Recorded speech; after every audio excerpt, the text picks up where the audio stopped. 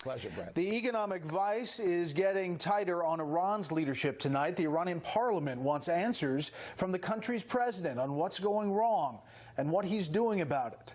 Correspondent Rich Edson tells us what all that means from the State Department. Plummeting currency, slowing economy, persistent protests. Iran state press reports say Parliament has summoned President Hassan Rouhani to answer for the economic conditions in his country. And next week, the U.S. begins targeting more of Iran's economy, restoring sanctions it once lifted as part of the Iran nuclear agreement. I hope it works out well with Iran. They're having a lot of difficulty right now. I hope it works out well. And I have a feeling they'll be talking to us pretty soon. Iran's government has rejected the president's offer to talk. The U.S. Treasury says it will reimpose sanctions Monday on Iran's trade in precious metals, aluminum, steel, coal, and software.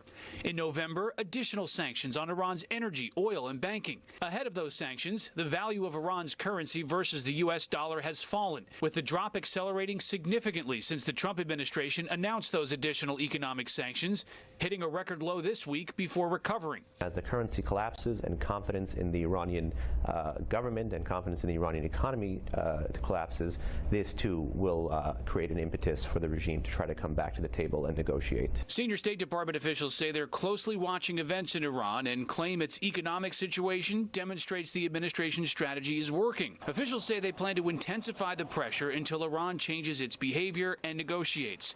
State and Treasury officials say they've traveled to more than 20 countries, including those still part of the Iran nuclear deal, to warn governments and businesses of the dangers of conducting business in Iran. Though these efforts to isolate Iran come as U.S. adversaries and allies engage with Iran, the countries remaining in the nuclear agreement are negotiating to salvage the deal.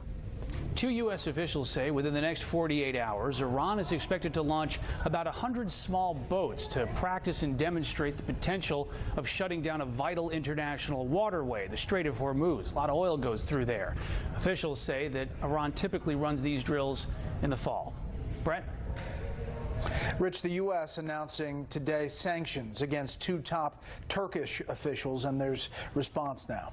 There is. The Treasury Department announcing sanctions against the ministers of justice and the interior in this country.